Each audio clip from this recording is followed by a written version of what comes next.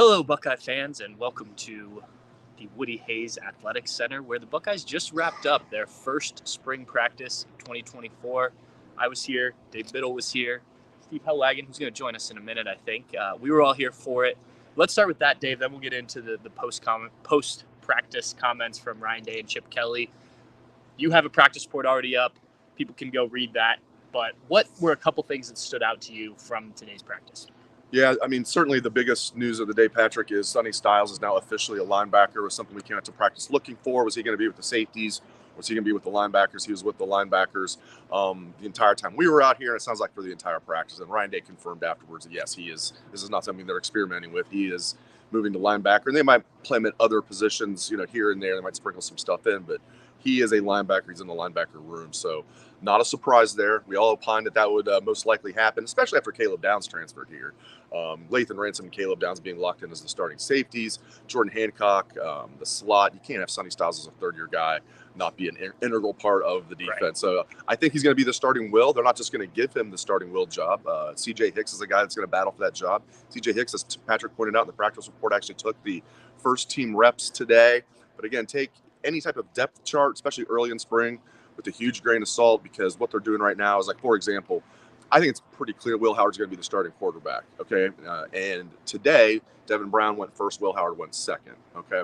I don't think Seth McLaughlin came here to be a backup. Today, Carson Hinsman was going first at center. McLaughlin was going second at center. So, again, take that with a grain of salt, but it was just fun seeing Sonny out there with the linebackers. It was great seeing Caleb Downs out here rocking that number 2. Mike Doss would be proud seeing I think he's going to be a future All-American. Mike Dawson, 3-time All-American, rocking that number 2 at safety. So there's so much good stuff.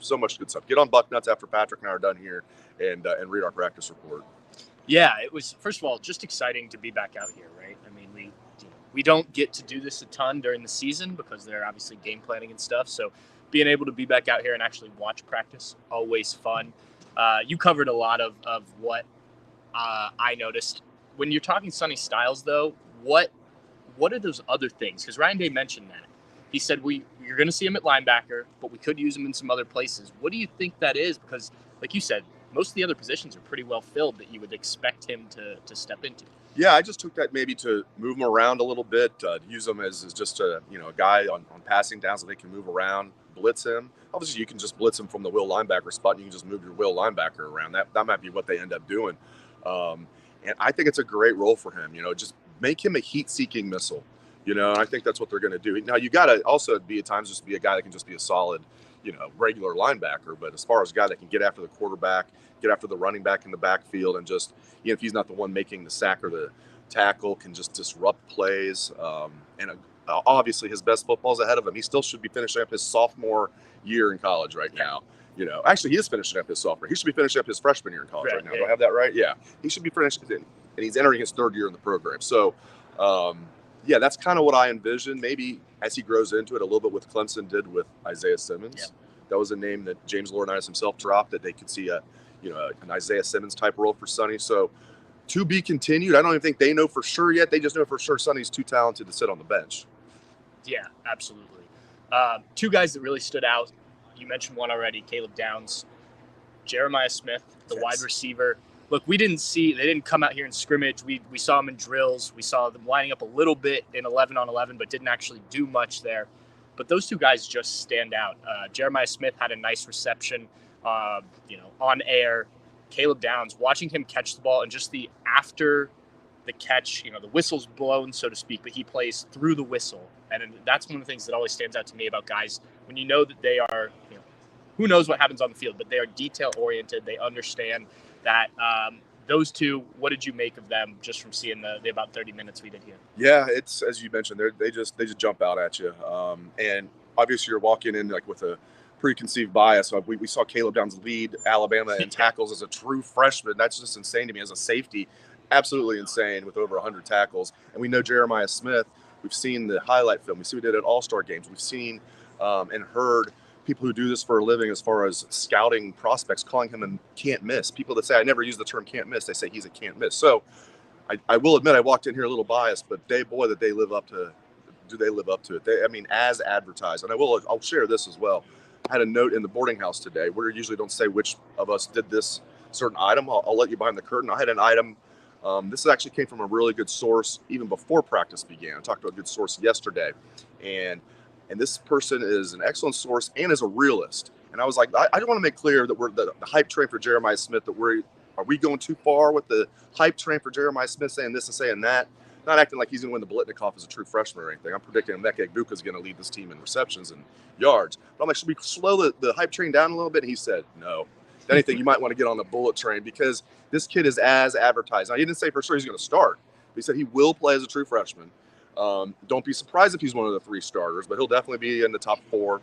So, yeah, get excited. I know you guys already are, but get excited about Jeremiah Smith and Caleb Downs. Those guys are as advertised.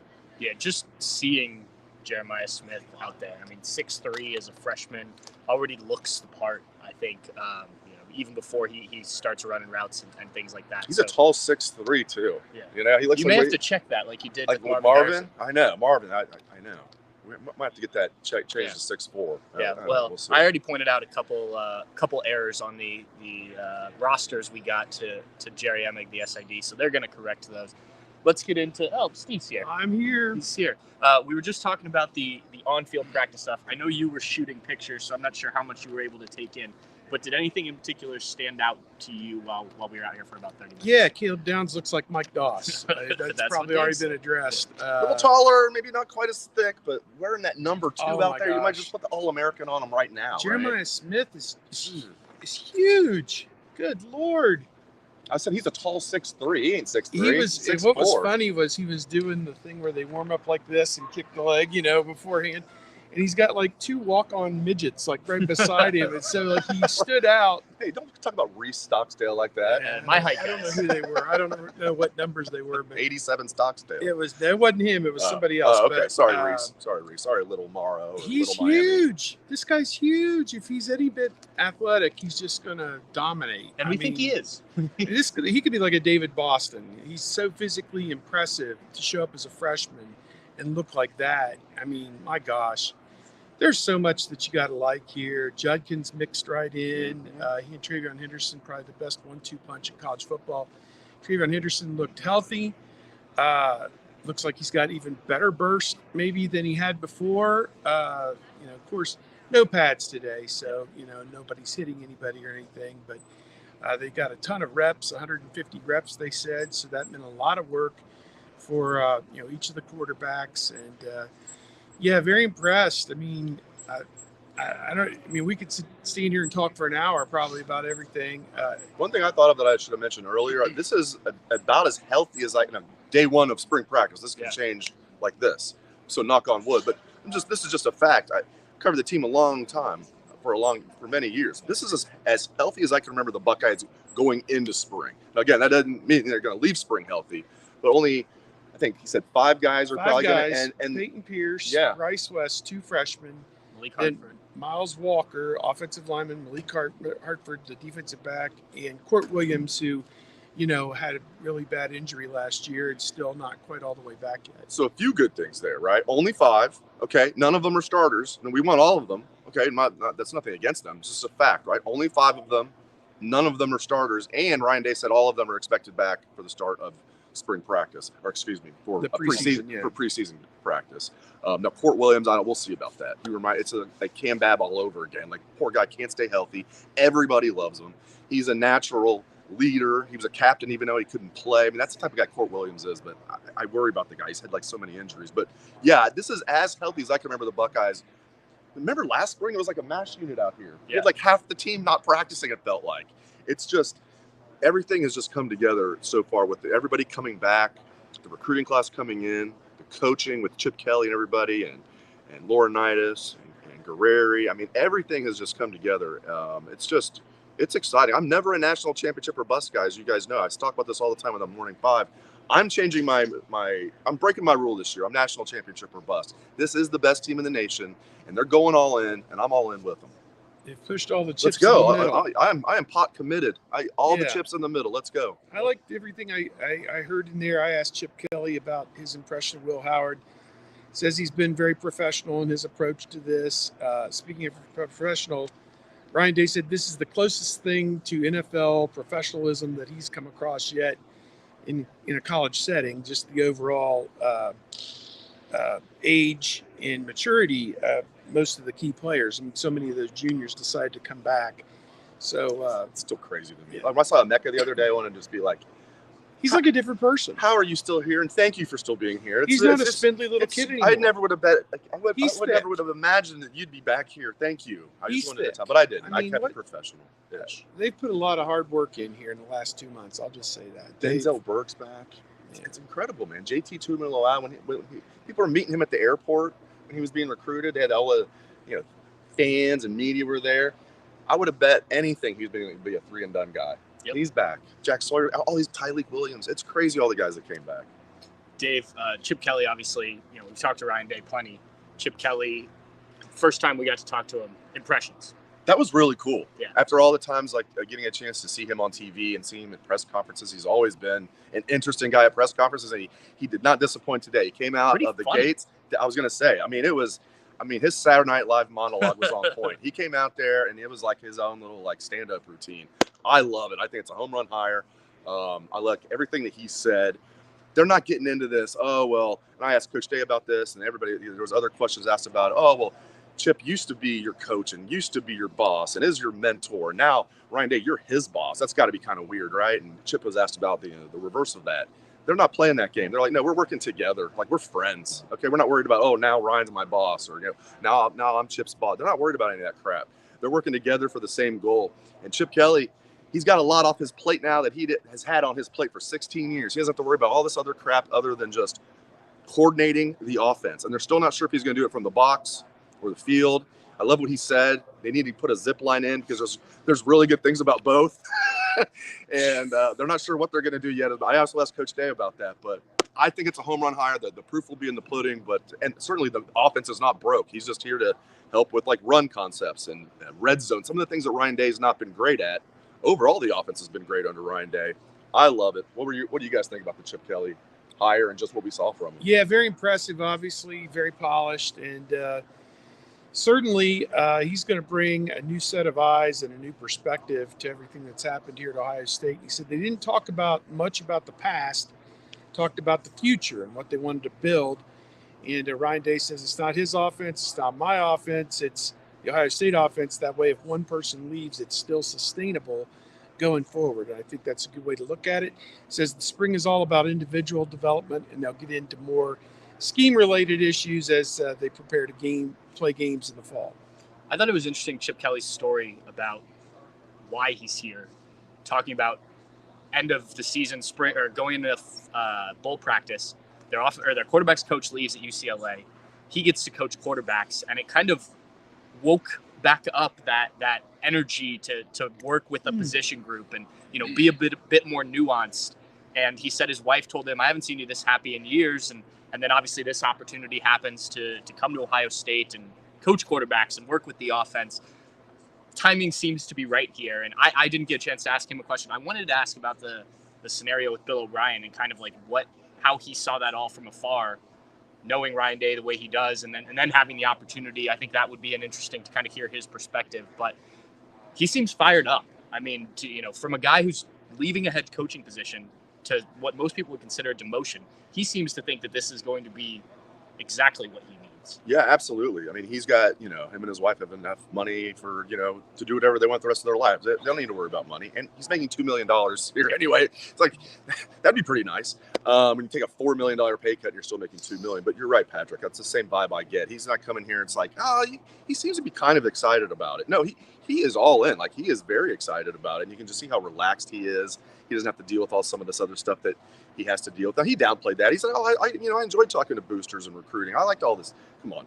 Taking that off his plate's going to be nice. And that's why he got into football coaching to begin with. He liked, drawing up plays and being an innovator. And now he gets to do that. So, and he gets to work with what he considers a really good friend. Obviously, a guy that worked under him and played for him in Ryan Day. So, I think it's, I keep repeating myself. I just think this was a absolute stellar hire by Ryan Day. And I'll say one more thing. I've heard because people have asked me this. I have explained it. Well, why was he playing B then? Because Bill O'Brien was playing A.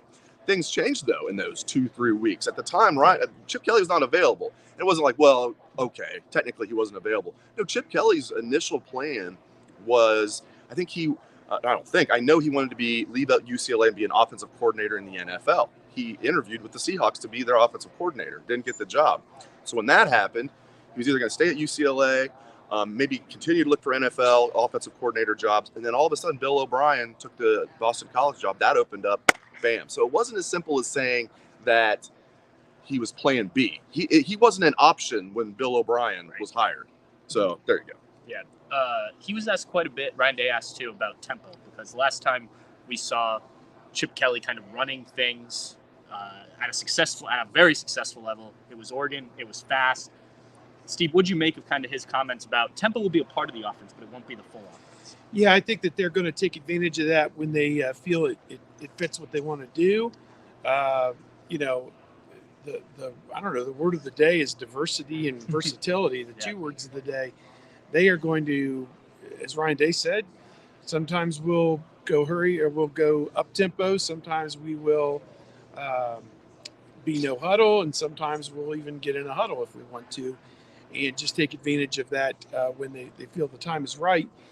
And also with the run and pass question and balance, it just feels like it's going to be the best of both worlds with that they're going to do what's best for Ohio State. And, Kelly's known for his innovation in the run game, but certainly you take what Ryan Day has accomplished, within the pass game, it is the best of both worlds, I think. I think you got to be excited to see where this offense is headed here in 2024.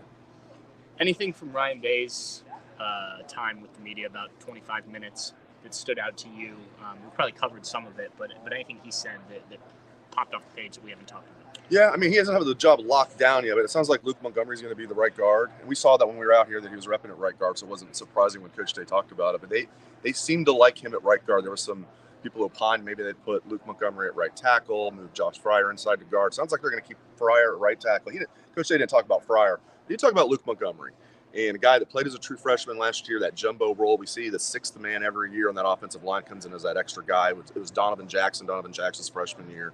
It was Josh Fryer one year. I think now's the time.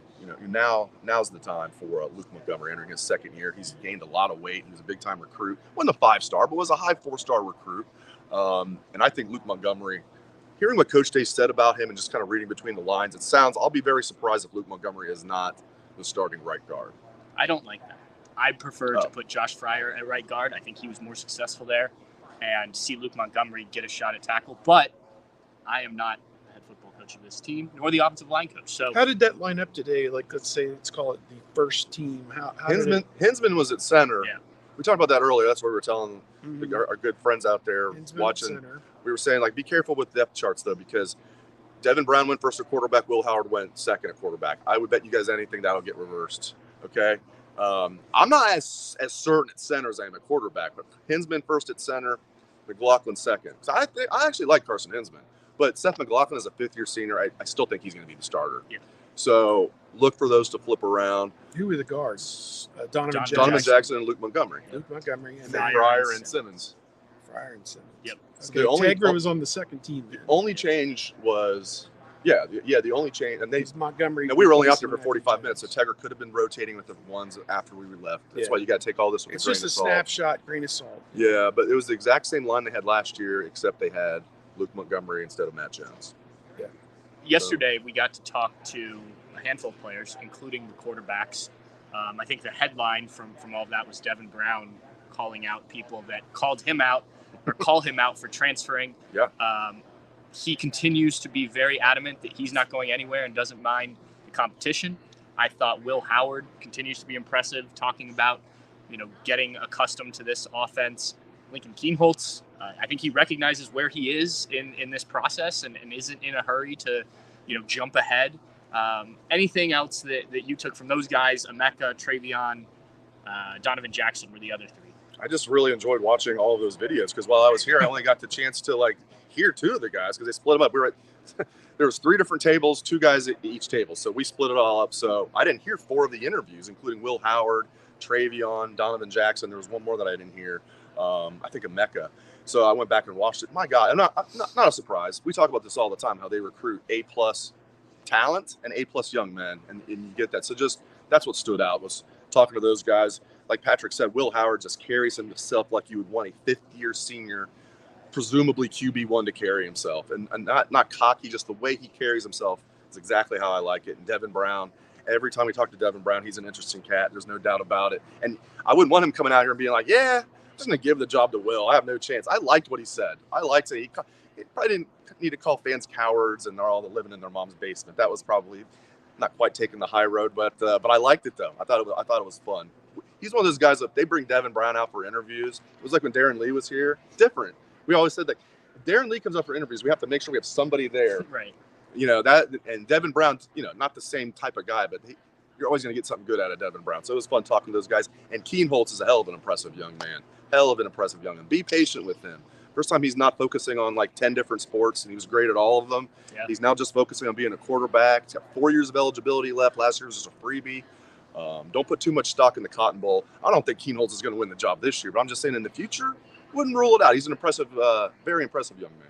Yeah, the Devin Brown comments, I think he's just sick of being talked about. And, you know, it probably escalated a little more than if you asked him if he'd do it again, if he'd say the same things. But he came in, I was looking back, you did a story, Steve, his freshman year, when he said he's here to compete with anybody.